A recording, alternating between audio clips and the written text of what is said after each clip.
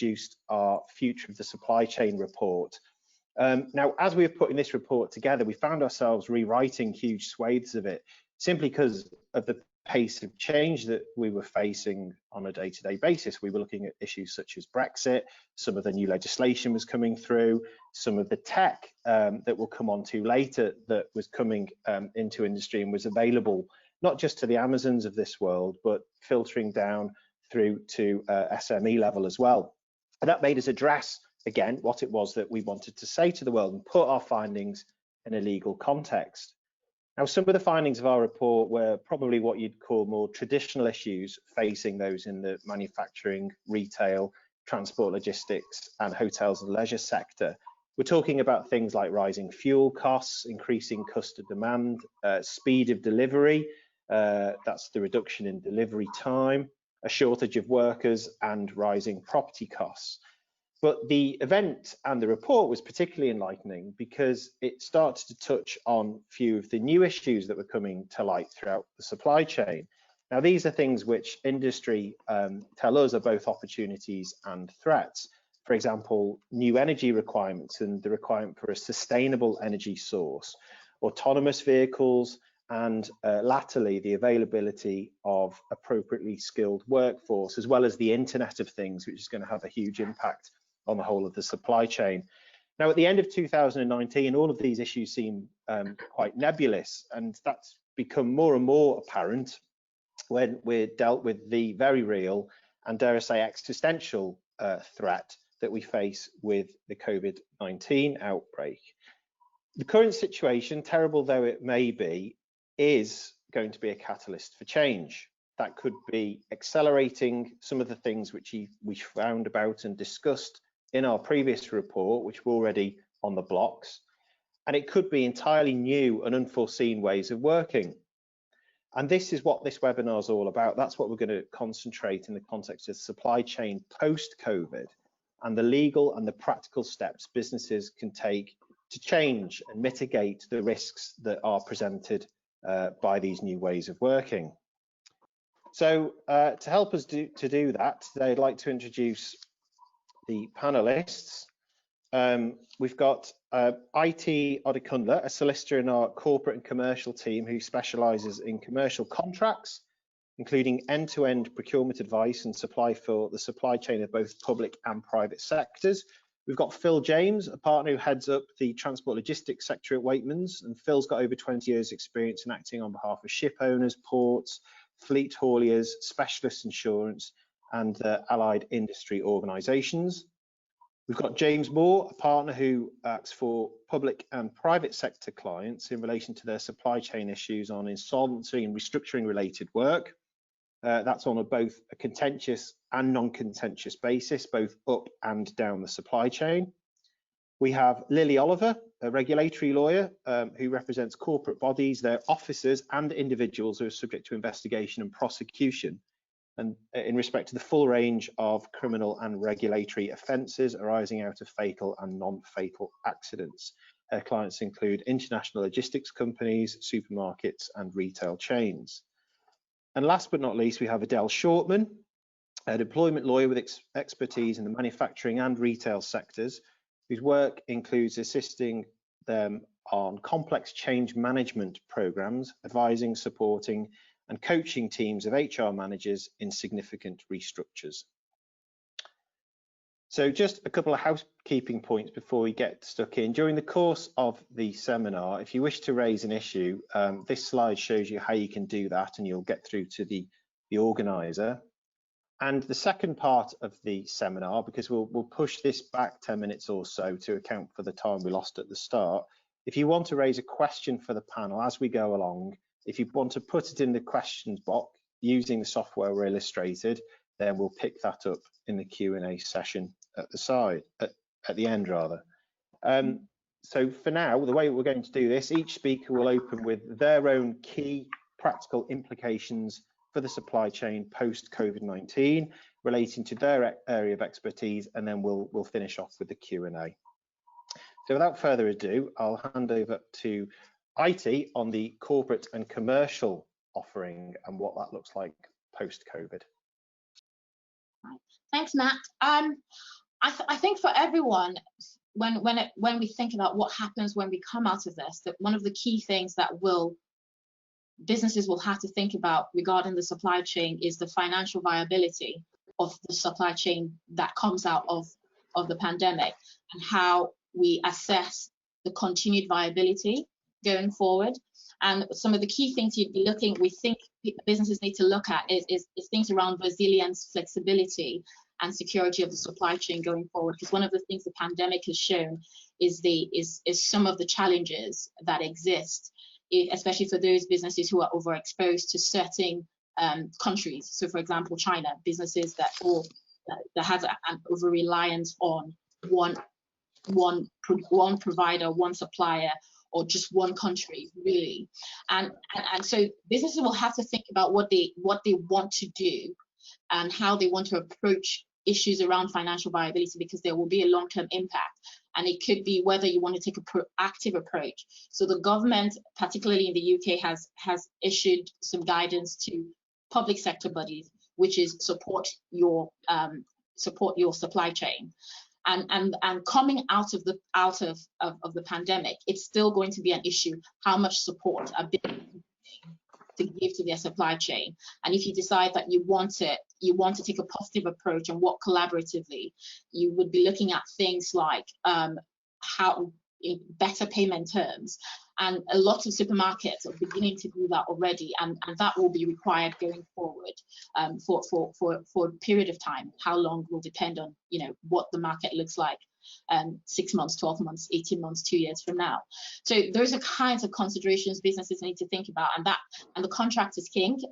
So what your contract says, you'll have to go back to your contract and think about how can I protect, if I want to protect my supply chain going forward, what terms do I need to change, what terms do I need to adapt to ensure that what I'm left with going forward is sustainable. So that's one of the things. So the financial viability and how you address the issues that will come out is one thing. The other thing we think will come out is the repurposing of your existing supply chain to accommodate the move to a more digital footprint.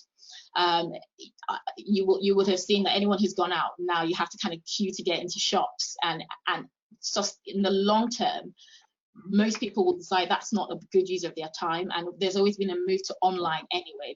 The online sector has started to increase. A perfect example is Waitrose. Waitrose, the demand for Waitrose, I don't know if anyone tried shopping and you'd have a queue and you'd be told you've got 20 hours in the queue trying to order things online from Waitrose. So coming out of this, as more and more businesses move online and have more of a digital footprint, there's going to be a requirement to look at how you can repurpose your relationship with your supply chain to accommodate that. Again, that will require you changing some of your contractual terms and the relationship. So that's one of the things we think. And the final thing I think that's also going to be quite crucial is a move to more local, or at the very least alternative suppliers within your supply chain. I mentioned briefly businesses that had an over reliance of China, and depending on how far you look back into your supply chain, I think businesses are going to have to start to think about how can we either ensure that we minimize our reliance on any one particular geographical location, any one particular country, because what will happen is if the science is to be believed, there's a belief that this could continue, for a couple of years, and we'll have surges in different places. So what you want to ensure is that going forward, you have provisions built in. That means that if your current supplier isn't working, you have an alternative sort of something, or at the very least, you're not relying on something from a completely different continent, for example, and have no alternative if that continent is undergoing a resurgence and you're not, so it's things like that we think will need to be carefully considered, and how you document that going forward, what measures you put in place to protect you. That's great. No, thanks for that. That's great. And some of those points there we'll revisit when we come back to the Q&A, no doubt. So if I can now hand over to Phil, who's going to talk to us about more sort of port-centric, different channels to businesses in the first instance, and then consumers. So I'll hand over to Phil on that. Thank you, Matt. Good morning, everyone. Just to pick up on Itty's point there, from an operational perspective, she's absolutely right in the point she makes about reliance on certain markets. Availability of containers and trade generally out of China has improved, but it's certainly not back to the position it was in pre-COVID. There is still a desperate shortage of containers, so the movement of goods has been very significantly impacted from an operational perspective, as well as the technological perspective that Itty mentioned a moment ago. If I may, Matt, just to divert very briefly from the script, just to provide a warning to the audience, it would be remiss not to do so in relation to, unfortunately, a spike, an increase that we're seeing in cyber fraud in the sector, in the industry, call it what you will, in particular in relation to bank transaction frauds of relatively modest amounts, sub $30,000, $40,000, £30,000 transactions. So by way of warning, there is a lot of it about. Probably, no doubt induced by the difficult financial situation that we're all facing. Any advice that I could provide would be along the lines of get back to basics, check account details before any payments are made, pick up the phone and speak to the receiving party before and after the payment is to be made. And if, unfortunately, if things have gone wrong, check the extent, or rather do so beforehand, check the extent of any cyber risk insurance that you might have to identify the extent of any cover. Okay, apologies for the slight diversion, but as I say, I think it would have been remiss if we hadn't mentioned it given the audience that we've got. Forgive me, in a typical lawyerly way, my approach to the question was to look at the question and dissect the question really, and ask the question for you, for the audience is, are we really ever going to get to a post-COVID position in the sector, in the industry? And by that I mean, there's some fantastic guidance that has been produced by the industry, by the sector. I think the sector can be rightly proud of the information that's been circulated to help keep the supply chain moving by the likes of the FTA, UKWA, SILT, etc. But my question really is the extent to which all of this guidance, which is in place now, may in some ways become a bit of a stick to beat us with in a post-COVID environment, because query the extent to which we will ever be in a truly post-COVID environment. Forgive me, I'm not going to speak about the scientific and the medical approaches, but it seems to me that we're going to be in this position for quite some time. Yes, there may be improvements in the medical position, which mean that there could be something of a cure, if you like, but we're not there yet. We're not going to be there for quite some time. So that rather begs the question of what needs to be done post-COVID. And if we do ever get to a post-COVID position, the nature of information that's out there is fantastic. There is resource that is in place to back it up. The HSE have made clear that they will be looking at the extent to which compliance is going to be met going forward. We've got fantastic guidance on, for example, provision and use of workplace equipment regs, pressure system safety regs, control of substances hazardous to health regs, etc., etc.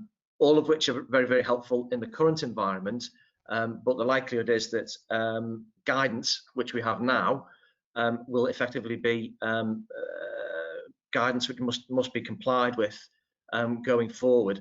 That's going to have an operational impact. That's going to have a financial impact. In particular, I think the threat, if I can call it that, to the industry, which arises, is in the health and safety arena. Lily's going to speak about that in a little bit more detail in due course. But given in particular that we have, certainly under the Health and Safety at Work, etc., Act 74, at the heart of it is a reasonable practicability test. Satisfying a reasonable practicability test is incredibly difficult already. If you conduct all of the risk assessments and you do your matrix of likelihood of events and severity of consequences and what have you, and you come up with, say, 15 really, really sensible and important and helpful and operational measures to protect, for example, employees, I dare say that with a little bit more scrutiny, you could have come up with 2 or 3 more, or half a dozen more, etc., etc. Such is the nature of a reasonable practicability test. And a reasonable practicability test doesn't sit very well with financial constraints. By that I mean, heaven help you if you say, well, we could have implemented 5 or 10 or 15 more additional measures over and above the 15 measures that we did implement, but they would have become rather expensive for us, and they would have impacted on bottom line, and they would have impacted on operational cost, and it would have meant that we'd have to increase price for our customers. That won't wash. Sorry, just picking up on one point there, because I know you had, just conscious of time, I know you had another slide which I think is a snapshot as far as certainly the British Ports Association is concerned, which is great. And just to round off your section, if we could, because we can revisit this later on, but I think that this touches on some of the points that you were talking about. I think I'm right in saying. Yeah, there's one particular point there, and I hope that we've got this right from the perspective of the makeup of the audience, but it's the observation about help. You'll see that entry right in the middle of the screen regarding the extent to which port users have asked for help from port operators, both in the marine operations, but just as much in relation to storage and warehousing, etc. Two issues that I thought might be of use of interest to the panel and to the audience in relation to that is that you're not alone. You'll see that the numbers there demonstrate that there is a lot of pain out there. Everybody is struggling, everybody is suffering. The reason I thought it might be of use to mention it is, forgive me, I don't think that there's a legal solution to that. There certainly isn't from the perspective of looking at force majeure and break clause opportunities. But the reason I mention it is, pick up the phone, have a discussion. You're not alone. There is a recognition that there is a need for cooperation, for help at the moment. And I dare say that if sensible proposals are put in place, and I think in the slides Matt mentions cash is king. It is, of course, it always was and it always will be. If arrangements can be entered into voluntarily commercially, that could stand you in good stead. The other point to make there is almost the flip side of that same coin, and this is something I think Matt's looking at particularly closely with UKWA, is the extent to which those of you who have space, storage facilities of various descriptions, various capacities, and obviously various locations could be made available. There is still a huge demand for the right kind of storage and warehousing. There is a definite need. We are most definitely not at capacity. And I think that there are discussions afoot to maybe soften the requirements and the obligations that need to be put in place by landlords before that property can be made available to the industry more generally. So it's an opportunity, it's a threat at the same time, but as I say, there are still big storage issues there. In some respects you might be able to take advantage of them, in some respects it might be causing you some financial pain. Okay, great, thanks Phil. Super, and again, lots to pick the bones out of when we come to the Q&A later on. Next is James Moore, who's going to pick up the restructuring part of this presentation. So I'll hand over to James. Thanks, Matt. Morning, everyone. I know the focus of this webinar is the supply chain of the future and looking to how it'll look post-COVID. I'm going to the rate of insolvency law changes at the moment. I mean, it would be remiss if I don't go through those changes, because fundamentally it's going to change actions and conducts in the future. So for those, anyone on the call who are in the insolvency world will be very aware of the Corporate Insolvency Governance Bill, which was published on the 20th of May. It is currently a bill, so not yet enforced, but its first reading is due to be in Parliament on the 3rd of June, and it's anticipated that it will be passed in pretty much the same form that the current document is at the moment. So for the supply chain, the key issues or key changes in it are that it introduces a new section 233 to the Insolvency Act, and what that whilst there's a number of intricacies to the new section, the general result of it is that the vast majority of suppliers will no longer be able to enforce termination clauses against insolvent counterparties. The purpose of it is that whilst this act is being pushed through Parliament much more quickly than may otherwise have been the case had it not been for COVID, this is part of a much wider shift towards a debtor-friendly US-style sort of turnaround process that's been ongoing for the last couple of years. And the intention is that the government's made the decision to introduce a couple of new insolvency toolkits. So there's, whilst I think most people will be familiar with administrations, liquidations, CVAs and the like, there are a couple of new tools being brought in, the restructuring moratorium and restructuring plan. And the purpose of these changes are to give businesses, different supply chain that are struggling in the current climate, an ability to work out some sort of turnaround process with the comfort that they can continue to use their suppliers. There are some comforts for suppliers. An insolvency office holder still needs to give a personal guarantee to the supplier, and they still need to pay for those suppliers going forward. But the point is that in the past, some suppliers have terminated supplies, refused to continue supplying without arrears being paid up front, and no longer be able to do that across the board. There are existing provisions in place for essential supplies such as gas, water, electricity and the like, but these new changes pretty much expand that across the board. But the other point to flag is that when suppliers may not be able to recover arrears when a counterparty's gone into an insolvency process, they would normally look to enforce against those debts. There's a current suspension on all winding up petitions and stat demands, and an inability to rely on demands up until the 30th of June. So essentially, for anyone who's dealing with an insolvent supplier in the present climate, the focus of government attention is very much to encourage forbearance, and that's why they have stripped away most of the tools that you can normally look to enforce against them.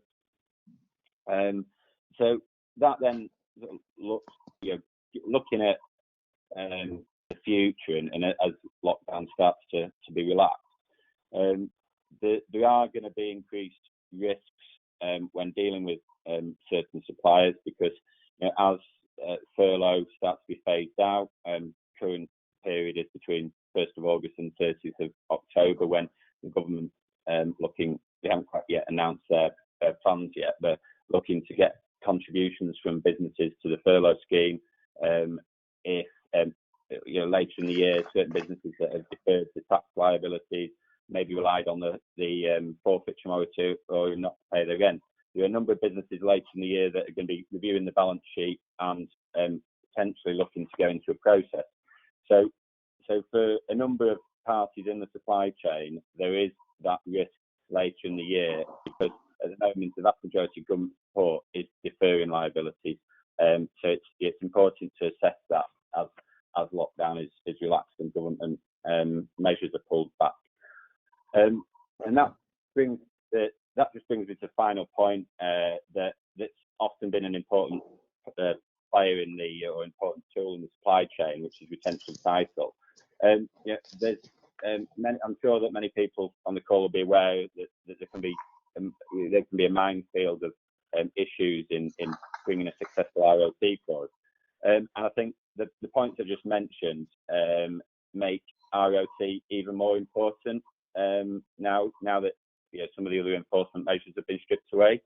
And there's a few slightly newer processes that have come on the table recently. So a number of parties are looking at pictorial contracts to try and clarify where, particularly in the manufacturing process, where assets that have been supplied on ROT, whether they're being converted into something else so that the ROT is then lost. Pictorial contracts can sometimes be quite useful to identify exactly when that process happens. The other key issue as well is identification of stock. So it's really stressing the long existing issue around ROT clauses, where there's anything that you can do to identify your stock. Now's the time to really revisit that, whether you can use serial numbers and invoices, etc. Okay, marvellous. Thank you for that. We'll again pick up on some of those points. If we can move on now to Lily, who's going to take us through the regulatory aspects of the subject. Oop, if I get the slide.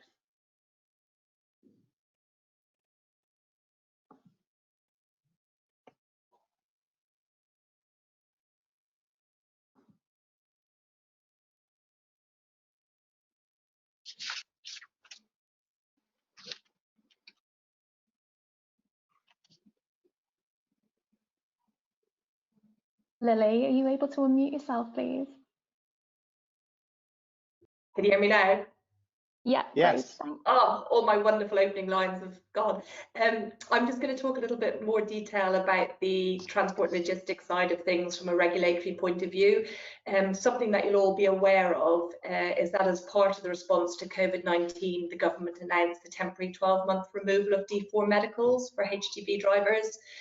Speaking to clients, there is this concern that the suspension and temporary suspension of those for 12 months is going to mean that the focus is moving away from the driver's ongoing duty to notify the DVLA of notifiable medical conditions, or more importantly, where a condition or disability gets worse since that license renewal.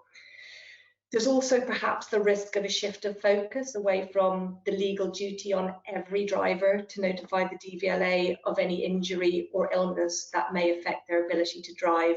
And again, this is going to be an ongoing duty. This, to me, is going to be an area of increased focus.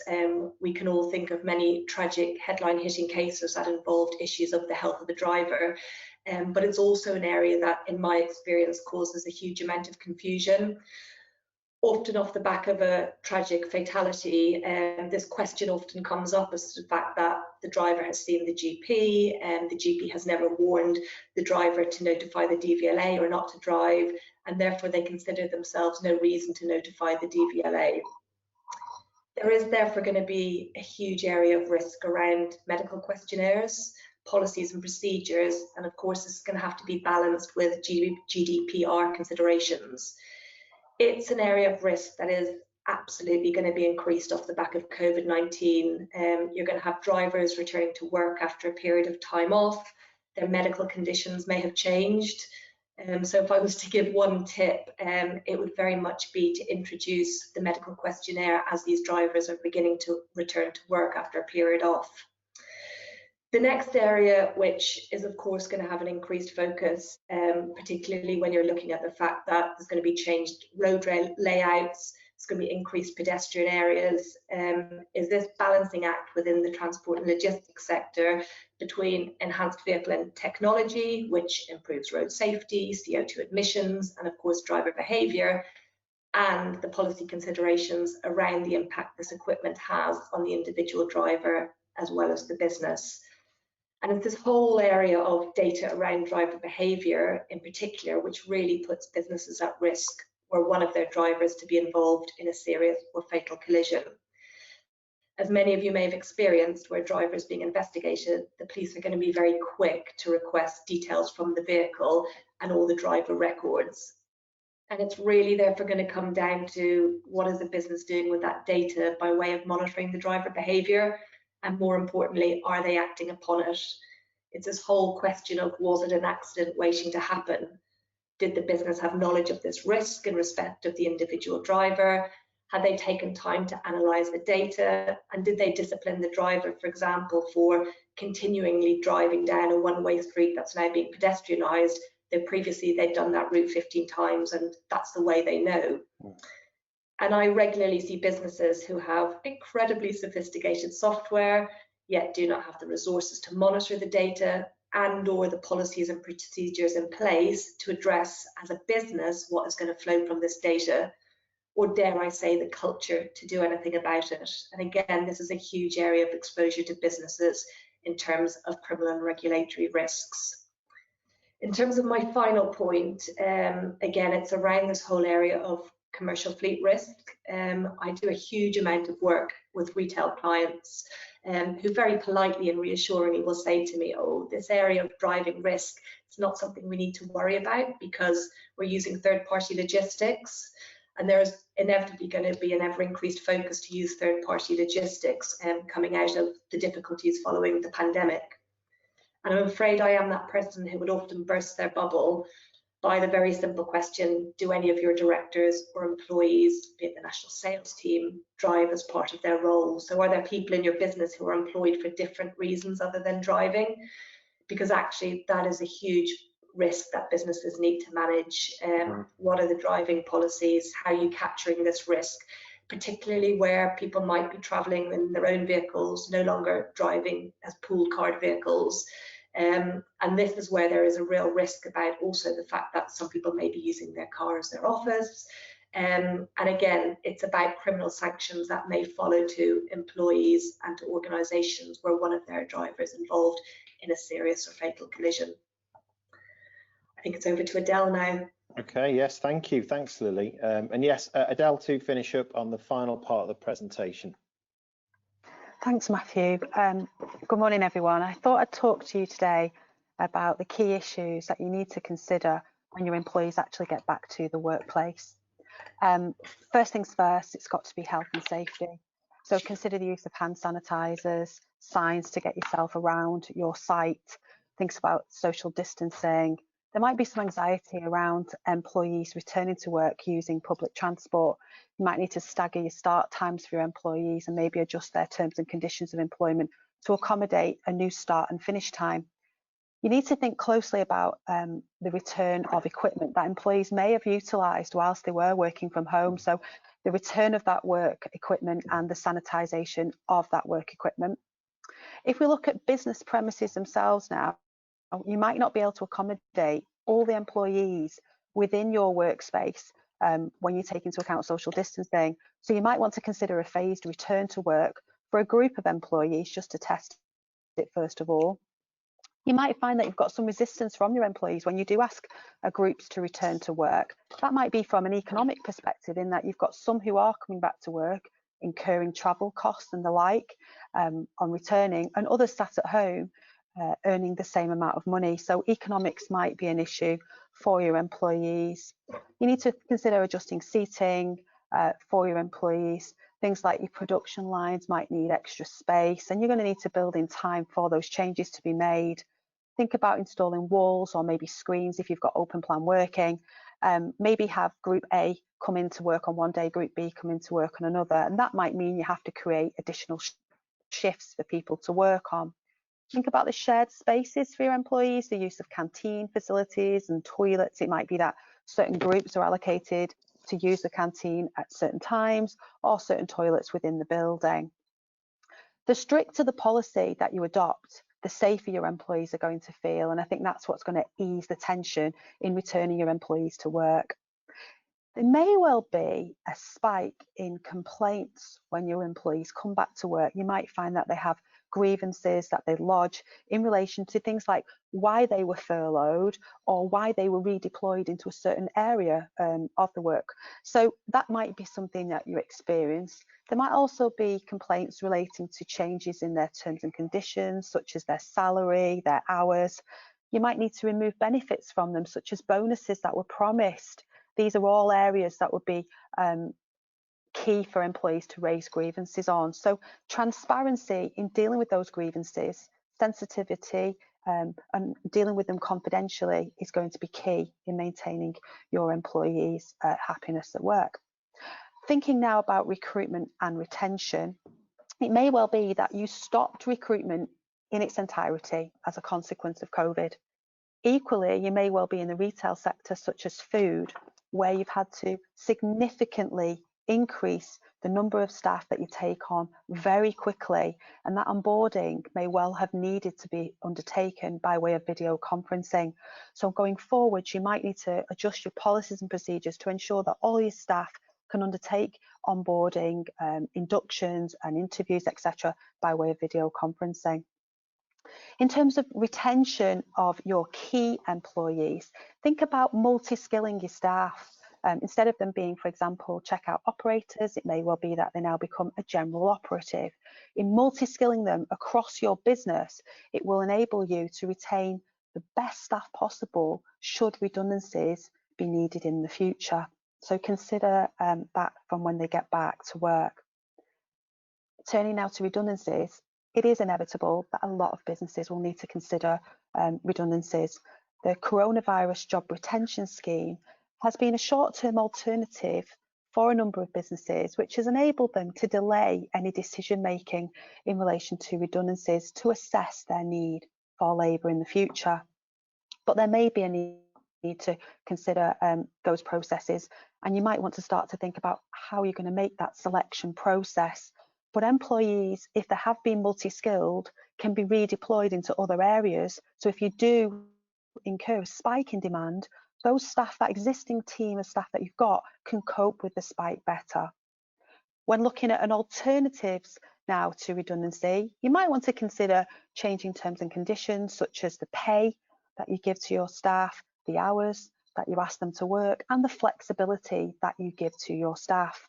So employees may choose to refuse those changes to their terms and conditions. And if they do, then employees may wish to terminate their contracts of employment and offer the employee re-engagement on new terms and conditions.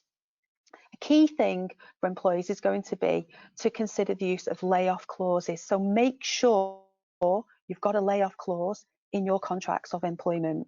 Also, make sure that your training records, appraisal records, and any disciplinary records are up to date, as this will help you should there be a need to make any redundancies in the future. There may be companies out there who have experienced a shortage of workers, so they've had a significant spike in their requirement for labour. I'd recommend that you utilise maybe agency, maybe fixed-term contracts or zero-hour contracts in these circumstances.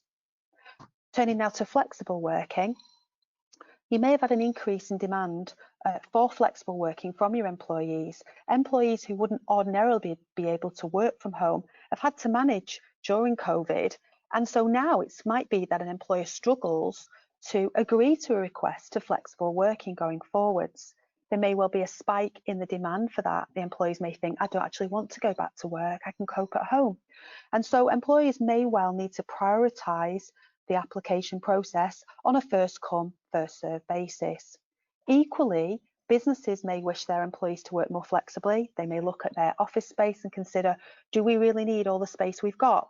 And on that basis, businesses may ask employees to work from home. And that will be a question for the employer and the employee to come together and to agree on the basis on which that can work. You may wish to consider implementing targets for your employees who are working at home so that you can monitor utilisation more closely while they are at home. On that basis, you might need to update your data protection policies to accommodate the demands of them working from home so that they're aware that they are going to be monitored whilst they are working at home in terms of utilisation.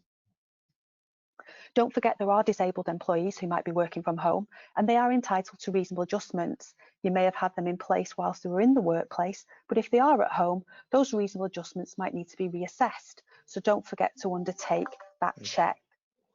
Turning now to the final few points, very briefly, don't forget employees are entitled to annual leave whilst they've been on furlough or during the COVID-19 crisis. Their annual leave has been accruing. So don't forget anyone who's not able to take their annual leave where it's not been reasonably practicable can carry forward that annual leave going forwards for 2 years. And it's a 4-week period that they can carry forward into the next 2 years.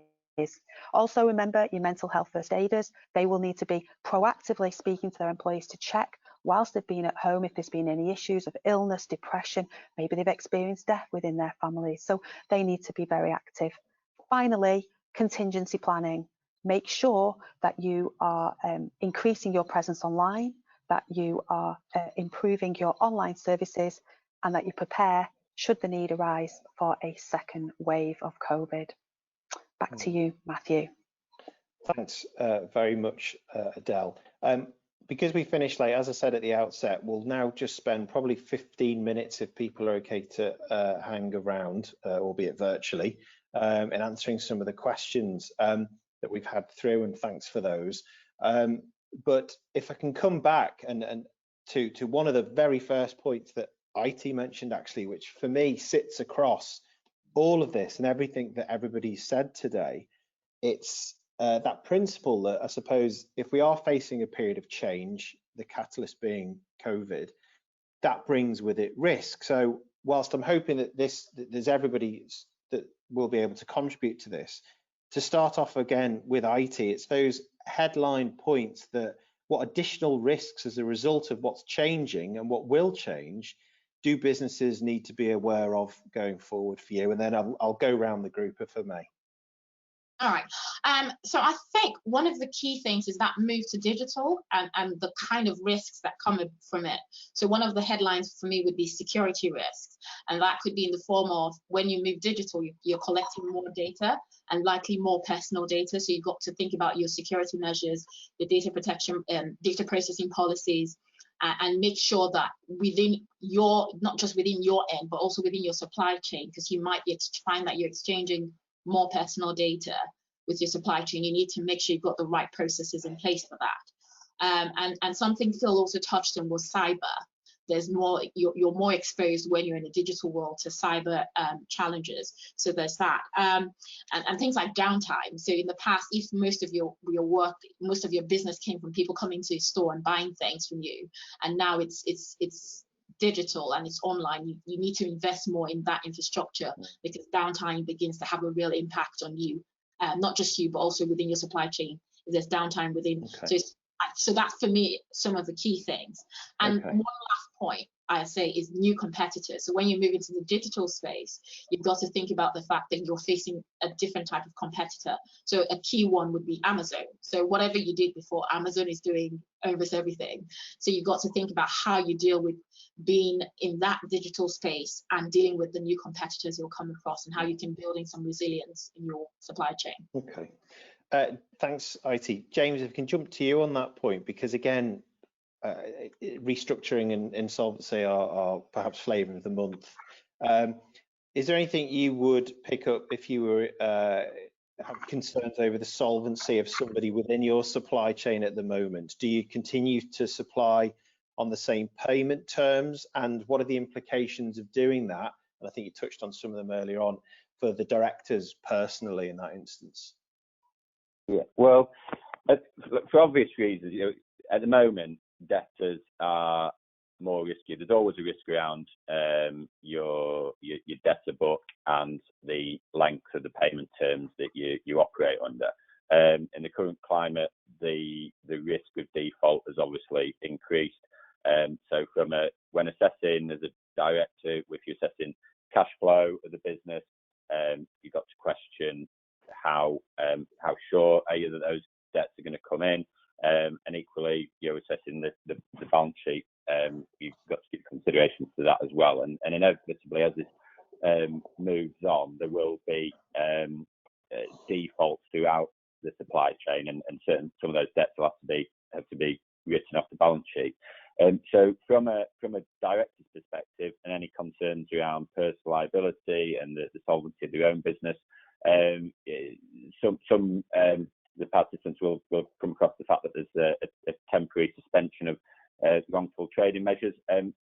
Really, I think that's been oversold, because whilst it mitigates the liability for wrongful trading for the period from 1st March up to 30th of June, wrongful trading claims are fairly rare anyway, and there's a multitude of other director or potential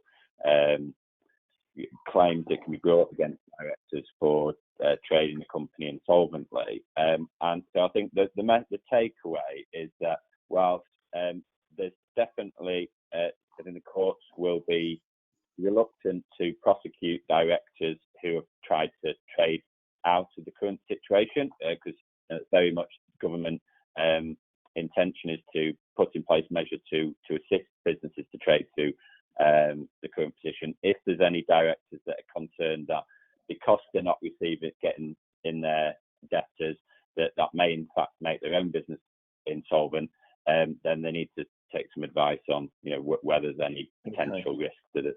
So, and thanks, James. So back to Phil, for me, we've sort of broadened that out in the context of risk across the supply chain. If we can bring that in a bit and look at operators and what they can do to reduce the impact of COVID, if you could sort of just say a couple of words on that.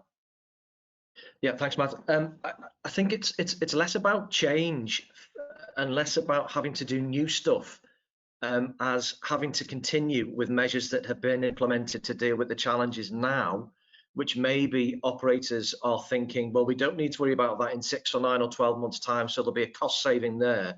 We don't need to worry about separating drivers when we need 2 drivers to make a delivery in 6 or 9 or 12 months, so there'll be money to be saved there. I think it's more a case of it's going to be here for quite some time, and all of those additional operating costs that have been built into the business now, from my perspective, I fear, from a risk management perspective, they're going to have to continue in the business for the foreseeable future. So not a case so much of doing new stuff and more stuff, but carrying on with doing the stuff that is being done now, but which inevitably has an impact on the bottom line because it's increasing operational cost. Okay, got you. So in that context and that cost to operators, Lily, health and safety implications after COVID, what do you think that will look like? I'll learn to unmute myself this time. Obviously, there's a huge amount of focus for everybody on this question of risk assessments. The government expects that businesses with more than 50 employees are going to publish risk assessments, and that's very much what the immediate focus is. And there's obviously going to be huge questions around social distancing and the ability of businesses to be able to social distance, the practical implications of that. It's obviously going to be a balancing act for any business between the ability to conduct social distancing and actually continue to be able to function as a business. But where I think businesses are going to be really exposed is the fact that, looking past COVID-19 and the immediate response, it's the fact that inspectors, if there are future incidents, are going to be looking back at this period of time and saying, well, actually, you were quite quiet during this period of time. You know, you really should have got your act together on documenting policies and procedures and enforcing it. And I think that's where businesses are going to be really exposed. And I think the HSE in particular are going to come in very heavily on businesses who haven't used this period of time to really get those policies and procedures up to scratch and to really be seen to be enforcing them. And that would be my message today, to use this time as we move out of the pandemic to really focus on that, because it will be something the HSE look at. Yeah, okay, and because one of the points that dare I say, it's not even necessarily a COVID thing in isolation, was tech, which IT mentioned earlier on, and that again, like risk, that for me sits across everything that we're talking about today. We need to address that. So from your perspective, to address that problem with health and safety, is more tech, is more technology to improve driver behavior, is that the answer? I mean, these things come with a cost, and we all know the margins that we're working to, but do you see that that's probably the way that this is all going to go to, from a legal perspective as well, and more reliance we put on what that tech picks up? Tech is obviously fantastic because it gives you something tangible to discuss and tangible to improve, and that's obviously from a health and safety perspective, but also, as I would say, from an employment perspective. But where I would see in my experience is, with more technology, if you're not monitoring it correctly and dealing with it correctly, it carries a greater risk to a business, because the first thing that the police and the HSE will have a look at is, it goes back to this point of, was it an accident waiting to happen? And did you have all the information that you could have avoided that? And for me, technology is great, but I regularly go and speak to clients, and I'd say, actually, your starting point, particularly from a driver behavior point of view, which is often the focus of technology, is to really go back to educating drivers, to make them realize the responsibilities themselves. So if they were to be involved in a fatal road traffic collision, there's a risk of death by dangerous driving, and they're suddenly looking at a maximum prison sentence of 14 years to be increased to potentially that in line with manslaughter. And I think, from working with T&L clients, particularly across supply chain, those that have educated their drivers, it's achieved an improvement in driver behaviour far greater than that from technology. And obviously there are employment considerations around how you discipline drivers. Can you fire them if they're repeat offenders on this whole technology piece? And I think that's where businesses need to join up their approach as well, because it's one point having your policies and procedures and technology, but if the employment team aren't then using it by way of discipline, again, you haven't got that joined up approach, and you've got a potential exposure as far as investigations are concerned by police and regulators. Okay, marvellous. Sorry, well, could I just pick up on one point very briefly there as well, just to re-emphasise that the issue of there's a designated health and safety executive helpline which is available for all employees in order that they can express any concerns that they may have with regard to the measures currently being put in place. They've been given a voice, and I think that's going to continue again in the post-COVID environment. There is a far greater means by which disgruntled employees can bring to the attention of employers and the HSE at the same time any concerns that they have. And of course, that's going to be recorded, registered. There's going to be a log of information which is available to be considered in due course should the unfortunate happen and any prosecution be brought. Okay, marvellous. Thanks, Phil. Right, well, given that we started slightly later, we've tipped over 10 or so minutes, but I think that's a good enough place to finish, given that we touched on risk, which is clearly something that's high up on directors' lists at the moment, given the pace of the change, both things that have been on the agenda from a strategic perspective for a long time, and of course, how we react to the COVID situation. Hopefully there's been things which everyone, all the delegates, and thanks again for coming in and signing up to this, a few points to take away. All the slides will be available, as will a recording of this again if you want to revisit anything. But other than that, it just remains for me to say thank you to the panel for their time. All their email addresses and contact details are on the slide, which you can see at the moment. And thanks to you for joining us this morning. So thanks very much for your time, and stay safe. Thanks a lot. Thank you. Bye-bye.